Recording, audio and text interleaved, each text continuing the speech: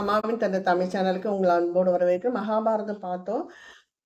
அதர்மமா துரோணாச்சாரியார் முதலான ஆச்சாரியார்கள் அபிமன்யு பாலகனான அபிமன்யுவை கொன்னதை பார்த்தோம். பத்ம வியூகம் அமைச்சு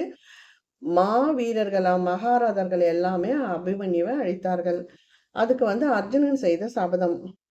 அபிமன்யு வதத்துக்கு காரணமா இருந்த சைந்தவராஜனை அடுத்த நாள் சூரிய அஸ்தமனத்துக்குள்ள நான் கொல்ல போறேன் அப்படின்னு அர்ஜுனன் பிரதிஞ்சு எடுத்தது துரியோதனோட கூட்டத்திற்கு கௌரவர்களுக்கு தெரிஞ்சிச்சு.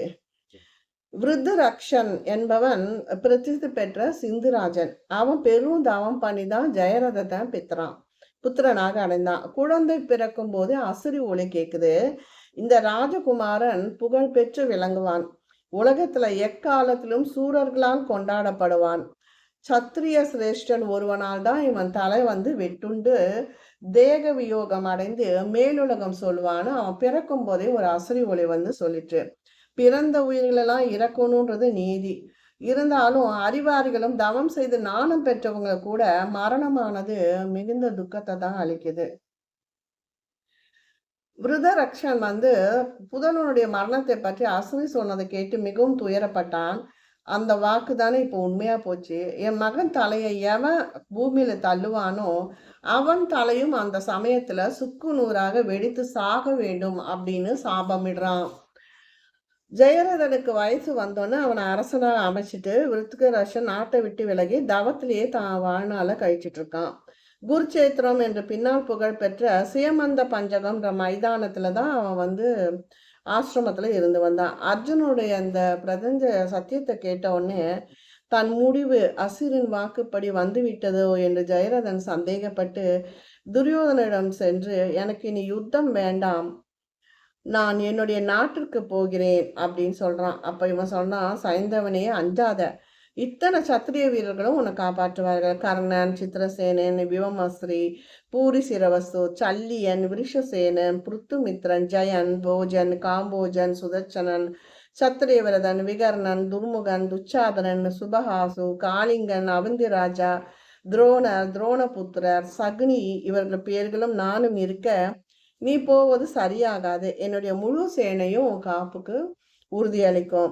நீ இந்த சமயம் விலகி போக வேண்டாம் அப்படின்னு துரியோதன வற்புறுத்துறதுக்கு ஜெயரதனும் ஒப்புக்கொண்டான். துரோணனிடம் சேர்ந்து ஜெயரதன் கேட்கிறான், குருவே, எனக்கும் அர்ஜுனனுக்கும் தான் நீங்க ஆசிரியரா இருந்தீங்க. எங்களுடைய சிக்ஷையில் எந்த தரதமியம் கண்டீர்கள் அப்படின்றாங்க. அப்பா, நான் உனக்கும் அர்ஜுனனுக்கும் எந்த பேதமும் பார்க்கல. ஆச்சாரிய கடமைகளை நான் நல்லபடியா தான் செஞ்சேன்.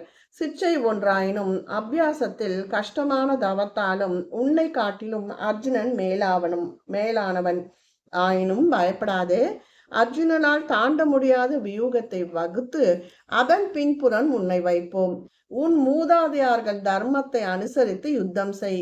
நாம் எல்லோரும் ஏதோ வரிசை கிரமப்படி யமனால் தொடரப்பட்டவர்களாக பரலோகம் சென்று தானே ஆக வேண்டும் அல்லவா? தபஸ்விகள் உலோகத்தை அடையும் போது சத்திரியன் சுலபமாகவே யுத்தத்தில் அடைவான். அவ்வளவே அன்றி பயத்தை விடிந்ததும் ஆயுதம் தரித்தவர்களின் சிறந்தவரான துரோணர் சேனையை அணிவகுத்தார். ஜெயரதனும் அவனுக்கு காப்பாக பூரி சிரசும், கர்ணனும், அஸ்வத்தாமனும், சல்லியனும், விருஷசேனனும், கிருபர் இவர்களும் எல்லாவித படைகளும் 12 மைல் தூரத்தில் பின்னால் விலகி சென்றனர். அதற்குள் பாண்டவ சேனைக்கு இடையே துரோணரும் பெரும் சேனையை சகுட வியூகத்தில் வடிவமைத்தார். சகுட வியூகத்தால் பத்ம வடிவத்திலும் உள்யுகம் ஒன்று ஏற்படுத்தினார். அந்த பத்ம வியூகத்துக்கு அப்பால் ஊசிமுக வியூகமும் வகுத்தார். அந்த ஊசிமுக வியூகத்தில் காப்பில் ஜெயரதன் நின்றான். அந்த ஊசிமுக வியூகத்தில் காப்பில் ஜெயரதன் நிற்கிறான் அல்லவா?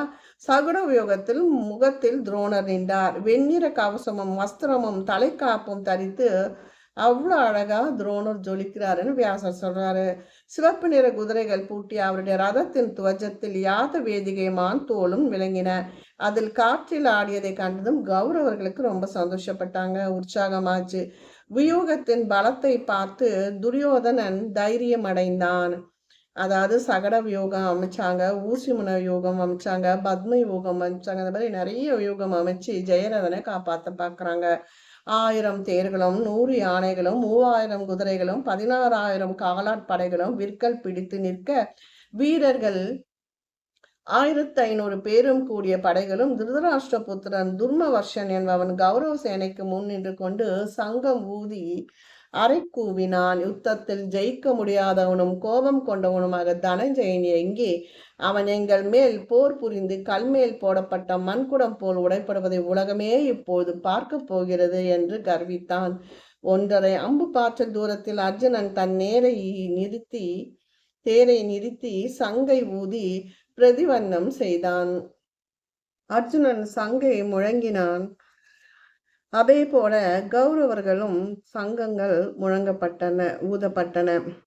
கேசவா, துர்மர்ஷன் இருக்கும் இடத்தை நோக்கி தேரை நடத்து, அங்கிருந்து யானைப்படையை பிளந்து நுழைவோம் அப்படின்னு சொல்றான் அர்ஜுனன். துர்மர்ஷனுடைய படை அர்ஜுனனால் சிதறிக்கப்பட்டது. பெருங்காற்றால் அலைக்கழிக்கப்பட்ட மேகங்களை போல படையங்கள் அங்கும் அங்கும் பறந்தன. அதை பார்த்து துச்சாதனன் கோபம் கொண்டு பெரிய யானை படையோட அர்ஜுனனை சூழ்றான். துச்சாதனன் கெட்ட பாவியானாலும் மிக்க பராமரிக்கசாலி.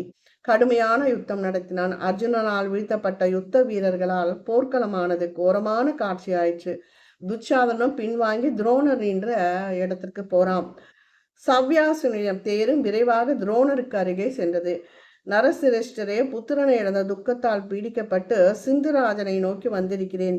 என் பிரதிஞ்சை நிறைவேற்ற அனுகிரகிப்பாக என்று தனஞ்சயன் ஆச்சாரியார் புன்னகை செய்து, அர்ஜுனனே, என்னை ஜெயிக்காமல் நீ ஜெயரதனை அடைய முடியாது.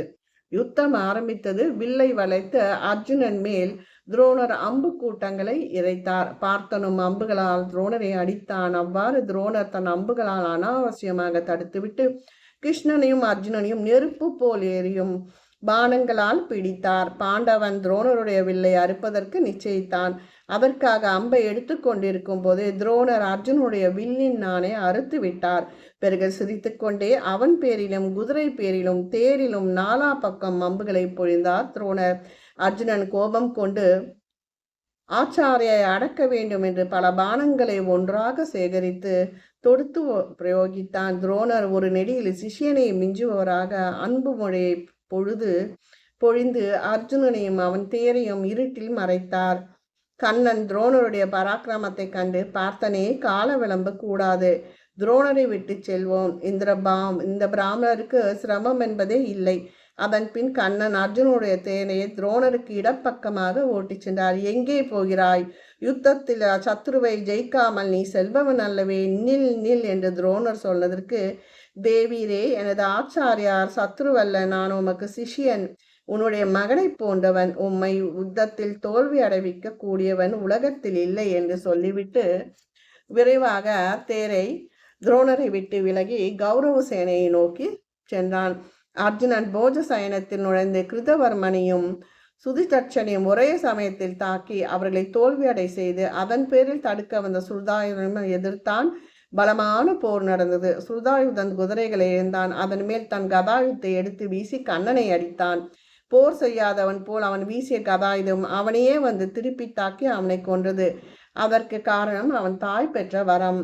கிருதாயுடைய தாயாகிய பர்ணசை என்பவள் வர்ணனை பார்த்து, என் குமரன் உலகத்தில் சத்துருக்களால் கொல்லப்படாதவனாக இருக்க வேண்டும் என்று வேண்டிக் கொண்டாள்.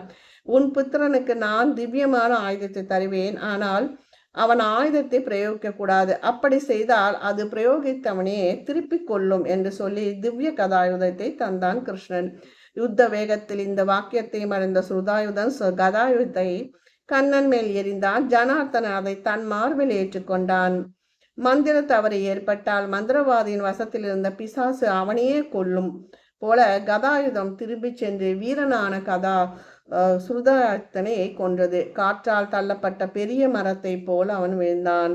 அதன் பிறகு காமபோஜ ராஜனான சுதக்ஷன் அர்ஜுனனை கடுமையாக எதிர்த்தான். அவனும் தேரிலிருந்து கவசம் இழந்து மார்பில் அடிபட்டு உற்சவமடைந்து கீழே தள்ளப்பட்டு கைகளை விரித்து கொண்டு கீழே வீழ்ந்தான். மிக வன்மை பொருந்திய வீரனான சுருதாயுதனும் காம்போஜனும் கொல்லப்பட்டதை கண்டதும் கௌரவர்களுக்கு பயமடைந்தது, குழப்பமடைந்தது சேனை. இதை கண்ட சுருதாயுது அர்ஜுதாயுது என்ற இரு சகோதரர்கள் பார்த்தனை இருபுறமும் தாக்கினார்கள். இந்த கடும் போரில் அர்ஜுனன் மிகவும் அடிபட்டு கொடிமரத்தின் மேல் சாய்ந்தான். பிறகு கண்ணனால் தேற்றப்பட்டு மறுபடியும் யுத்தம் துவங்கி அந்த இரண்டு சகோதரர்களையும் வீழ்த்தினான். அவர்களுடைய இரண்டு குமாரர்களையும் யுத்தத்தை விடாமல் தொடர்ந்தார்கள். அவர்களும் அர்ஜுனனால் யமாலயம் அனுப்பப்பட்டார்கள். இவ்வாறு இன்னும் அநேக வீரர்களை மாய்த்துவிட்டு காண்டீபம் ஏந்திய அர்ஜுனன் சத்ருசேனையின் வழியை செய்து கொண்டு ஜெயரதனும் இருக்கும் இடத்தை நோக்கி வேகமாக சென்றான். தான் பயிலாத கவசத்தாரணம் அர்ஜுனனுடைய வெற்றியை பற்றி சொன்னதும் திருதராஷ்டிரன் புலம்புறான். அடுத்த ஒரு பதிவில் அர்ஜுனன் ஜெயரதனை கொன்னானா. ஜெயரதனுக்காக அவங்க அப்பா வாங்கிய விட்ட அந்த சாபம், யார் அவனை கொல்றானோ தலைவெடித்து சாவான்ற சாபம் நிறைவேறியதா அப்படின்றத அடுத்த பதிவில் பார்க்கலாம். நன்றி, வணக்கம்.